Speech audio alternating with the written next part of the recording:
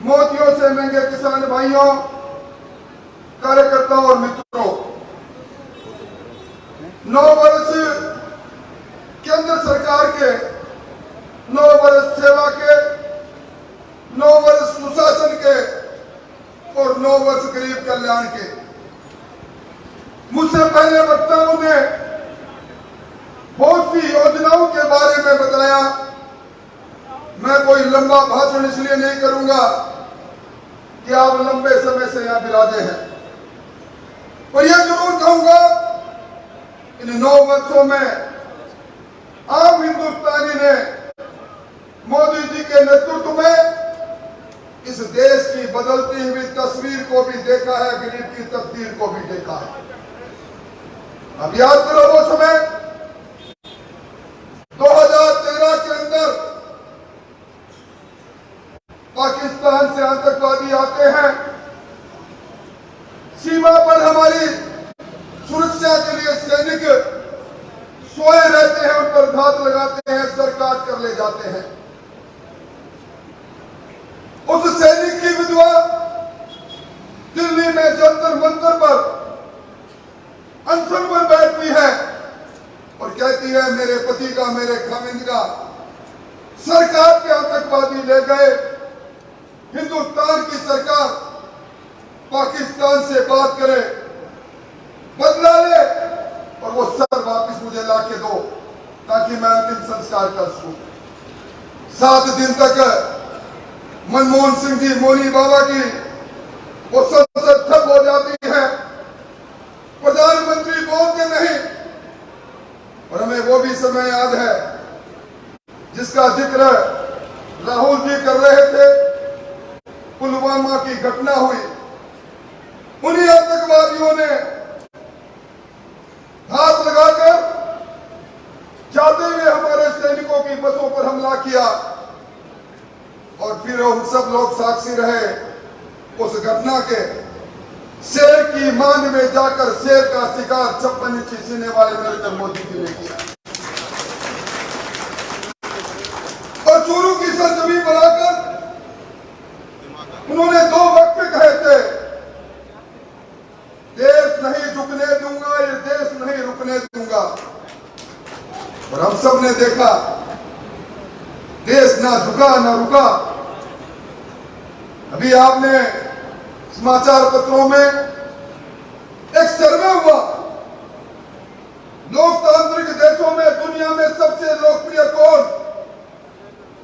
America की company morning consult ने सर्वे किया और सर्वे में लगातार तीसरी बार जो तीसरे वर्ष जो बात निकल कर आई, दुनिया के 78% लोगों ने कहा दुनिया में सबसे लोकप्रिय है नरेंद्र मोदी जी।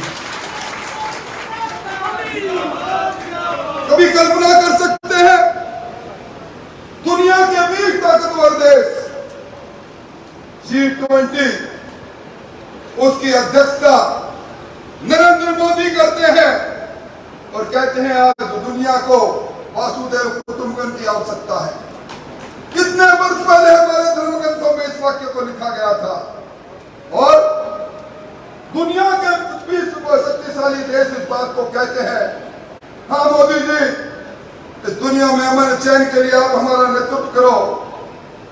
एक परिवार के रूप में आप इस दुनिया की रहनुमाई करो। ऐसे लोकप्रिय, इस दुनिया के सबसे लोकप्रिय, दुनिया के सबसे बड़ी लोकतांत्रिक पार्टी के नेता नरेंद्र मोदी जी के शासन पर हमें गर्व हो तो क्यों नहीं?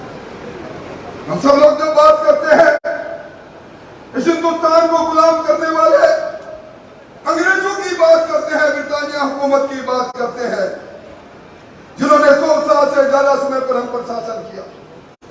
उसी ब्रिटानिया हुकूमत की अर्थव्यवस्था को पछाड़कर जब हमारे देश की अर्थव्यवस्था 5वीं अर्थव्यवस्था बनती है तो हर हिंदुस्तानी का सीना गर्व से फूल जाता है। अभी मुझसे पहले यहाँ कोरोना की बात भी हुई और मैं एक बात कहना चाहता हूँ, नागर साहब, इस शेखावाटी के 243 विद्यार्थी थे, हमारे चूरू के भी 33 विद्यार्थी थे। परिवार वालों ने यूक्रेन में मेडिकल की शिक्षा के लिए भेजा, इंजीनियरिंग की शिक्षा के लिए भेजा। रूस और यूक्रेन का युद्ध प्रारंभ हो गया। परिवार के लोग उन धमाकों को जिनको टेलीविजन पर सुनते थे चिंतित होते थे, क्या होगा मेरे लाल का, इस दुनिया में वापस भारत में आएगा कि नहीं आएगा। कमाल देखिए, दो देश खून के प्यासे लड़ रहे हैं। हमारे हिंदुस्तान के प्रधानमंत्री जी उन्हें टेलीफोन करते हैं, युद्ध विराम करो। मेरे देश के जो 25,000 विद्यार्थी वहां पढ़ रहे हैं, उनको मेरे देश में से कुछ लाना है और तिरंगा लेकर ऑपरेशन गंगा में 25,000 विद्यार्थी, जिसमें हमारे पूर्व के विद्यार्थी। यह घटना विश्व रंगमंच पर अनोखी घटना नहीं है क्या? अभी पिछले सप्ताह प्रधानमंत्री ऑस्ट्रेलिया के दौरे पर गए। ऑस्ट्रेलिया के दौरे पर वहां के प्रधानमंत्री एंथनी अल्बंस कहते हैं, मोदी जी द बॉस। मोदी जी आपसे बड़ा कोई व्यक्ति दुनिया में नहीं। और हमको मोदी जी को देखने और सुनने के लिए दूसरी विदेश की धरती 25,000 से ज्यादा लोग आ जाते हैं। और उसके साथ वहां के प्रतिपक्ष के नेता, मैं उनका बयान देख रहा था, पीटर डंटन, वो कहते हैं मोदी जी आपसे हमें ईर्ष्या है। हमारे इस ऑस्ट्रेलिया में हम सब लोग शासन और सत्ता में रहे और बाहर भी गए, किसी नेता को सुनने के लिए इतनी संख्या में लोग नहीं आए जितनी संख्या में आपको सुनने और देखने को। अमेरिका की वो बात तो आपको याद ही होगा, गुजरात के मुख्यमंत्री के रूप में अमेरिका के राष्ट्रपति ने कहा वीजा नहीं मिलेगा। और अब अमेरिका के प्रेसिडेंट बाइडेन कहते हैं मोदी जी मुझे आपके ऑटोग्राफ की जरूरत है। ये बदलते हुए हिंदुस्तान की बात है। और अभी मुझसे पहले भाई राकेश जी ने अयोध्या में बनने वाले राम मंदिर का जिक्र किया। एक वो अयोध्या राम का मंदिर बनता है। हम सब लोगों ने यहाँ धर्मवीर जी विराजे हैं, सालासर हम जाते हैं, राम द्वार बना है, सड़क पर बना हुआ था। ये सरकार अशोक गहलोत की सरकार उस राम दरबार को तोड़ती है, विधानसभा में मामला उठता है और उसके बाद दोबारा निर्माण की बात उठती है। ये तो एक फर्क है दोनों सरकारों के बीच में। यहाँ धारा 370 की बात हुई, 35A की बात हुई, मैं उसकी बात लंबी नहीं कहूंगा। आजकल यहाँ का किसान, हमारे यहाँ नागर साहब, सरसों की फसल होती है, चने की फसल होती है, बाजरा होता है। मैं धन्यवाद देना चाहूंगा। इस बार सरसों के में जो पहले 25 क्विंटल सरसों एक काश्तकार से लेते थे, मोदी जी ने उसको बढ़ाकर 40 क्विंटल किया, 554 रुपया उसका एमएसपी का तय किया। चने की 5,335 तय की। पर अशोक गहलोत की सरकार देखो, आप आज हमारा किसान बर्बाद हो रहा है। किसान की फसल बर्बाद करने की कभी के कारण नहीं ले रहे। मैं आपको आह्वान करने आया हूं, जमीनी लड़ाई लड़ने के लिए तैयार हो जाओ। अब इस सरकार, राजस्थान की सरकार, लूट और झूठ की सरकार, जिस सरकार ने राजस्थान के किसानों को कहा 10 दिन में कर्जा माफ करेंगे, अब सरकार ने खुद में विधानसभा में जब हमने सवाल खड़ा किया, हमने कहा बताओ कितने किसानों की जमीन नीलाम हुई? जवाब मिला 19,000 किसानों की जमीन 1, 2, 3 करके नीलाम हुई। हमने कहा बताओ कितने किसानों के खाते एनपीए में की जमीन नीलाम आगे होगी? आंकड़ा निकला 1,13,000। ये असली चेहरा किसान का है, ये असली चेहरा सरकार का है। पिछली बार सिर्फ हर का पॉइंट 5% का, सिर्फ पॉइंट पर 200 में से एक आदमी का मन बदला। आपने कांग्रेस की हुकूमत बना दी और कांग्रेस की हुकूमत में सिवाय सपने बेचने के कोई काम नहीं हुआ। मैं जिस जमीन पर खड़ा हूं, मैं नागर साहब इस जमीन से भी एक बार एमएलए रह चुका हूं। यहाँ के लोगों का प्यार है, अपना तो है, पर इस जमीन में आज इस तारानगर में जब यहाँ के लोगों से बात करते हैं तो जिस तरह होटल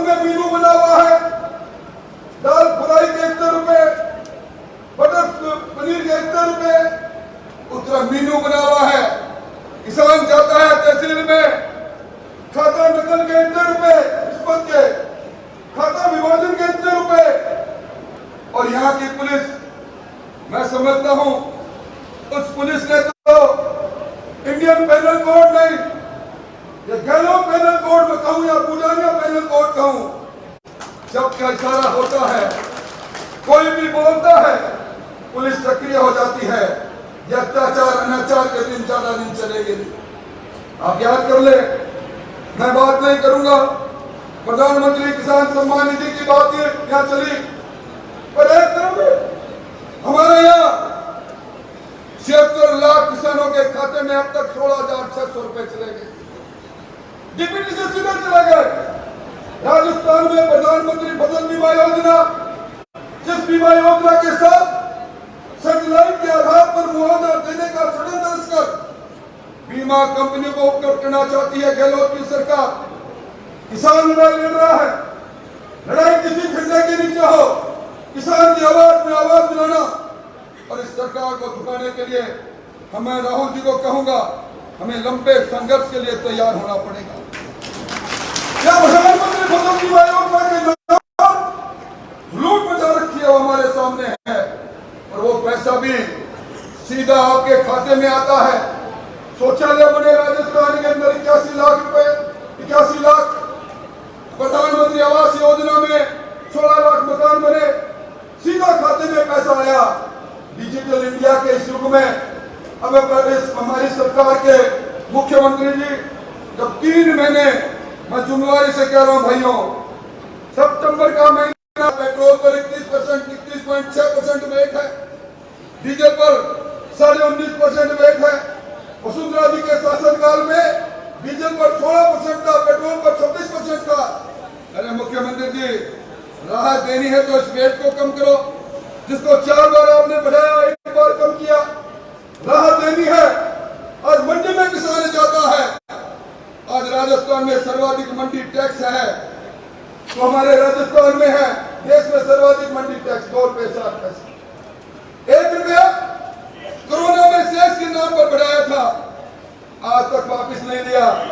सर्वाधिक मंडी टैक्स क्या हो, सबसे महंगी बिजली क्या हो, कभी सोचा आपने? बिजली का बिल आज जाकर उठा लेना।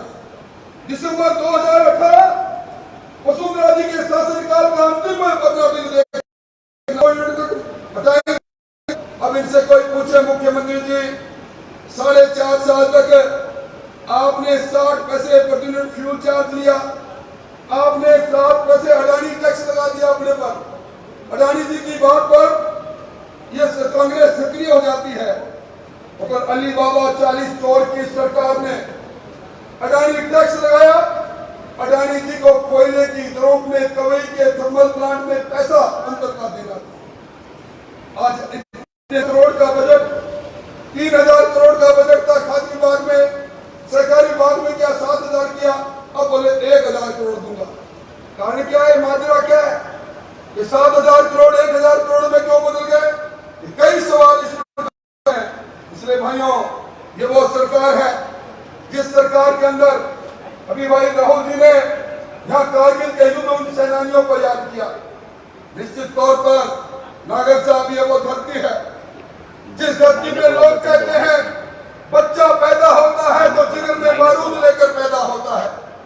वतन पर मित्र हमारी संस्कृति रही है, और इसी धरती पर पुलवामा की शहीद की वीरांगनाएं, जब ये मुख्यमंत्री जी अपने वादे को पूरा करो, वादा पूरा नहीं करती है।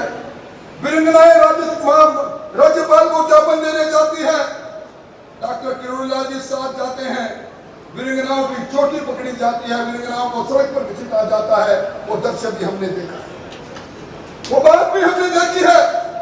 जब राजस्थान की विधानसभा में कहते हैं ये धरती मीरा की धरती है, ये पन्नाधारी की धरती है, ये पद्मिनी की धरती है, यहाँ नारी का सम्मान सबसे बड़ा होता है। आपने दुष्कर्म में एनसीआरबी के आंकड़े में मुख्यमंत्री जी लगातार तीसरी बार पहली पायदान पर आए हैं।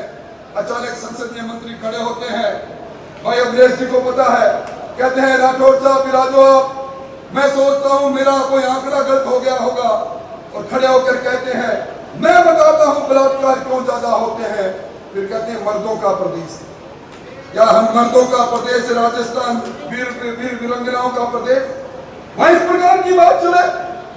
आज गैंगस्टर ये बैठे हैं अभी अमरीश जी, इनको धमकी देता है जनप्रतिनिधि को, हमारे लाडू के विधायक को धमकी देता है, मुझे धमकी देता है। हम जनप्रतिनिधि हैं, कितने लोगों को न रंगदारियां चुपचाप देती होगी। किस प्रकार जेल से समानांतर गैंगस्टर काम कर रहे हैं, किस प्रकार पेट्रोल के नाम पर, डीजल के नाम पर, शराब के नाम पर हमारा जिला ट्रांजिट रूट बन गया ब्लैक मेलिंग का। ये सारी बातें आपके सामने है भाइयों।